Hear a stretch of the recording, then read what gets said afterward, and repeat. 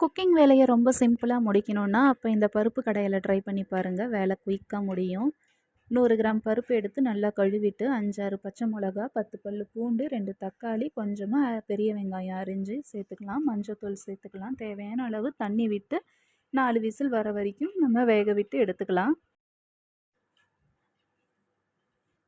இப்ப பருப்பு நல்லா மலர்ந்து வெந்து வந்தாச்சு. இப்ப மத்து போட்டு கடைஞ்சு தேவையான அளவு உப்பு சேர்த்துக்கலாம். உப்பு சேர்த்ததுக்கு அப்புறமா கடாய் அடுப்புல வச்சுக்கோங்க. கடாய் சூடானதுக்கு அப்புறமா தேவையான அளவு எண்ணெய், கடுகு, சீரகம்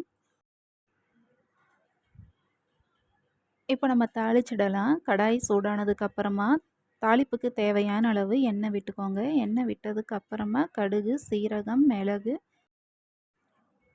வெங்காயம், கருவேப்பிலை, வரமிளகா இதெல்லாம் எண்ணெயிலேயே நல்லா தாளித்து விட்டுக்கலாம். வெங்காயம் பொன்னிறமாக வந்ததுக்கு அப்புறமா வேக வச்சு மசிச்சு வச்சுருக்கிற பருப்பு நம்ம சேர்த்துக்கலாம். எவ்வளோ தண்ணி வேணாலும் சேர்த்துக்கலாம். அந்த அளவுக்கு டேஸ்ட்டு அப்படியே நமக்கு கிடைக்கும். நல்லா கொதிக்க விட்டுக்கோங்க. நல்லா கொதித்ததுக்கு அப்புறமா ஒரு கைப்பிடி அளவு கொத்தமல்லி தழை சேர்த்து இறக்கிருங்க.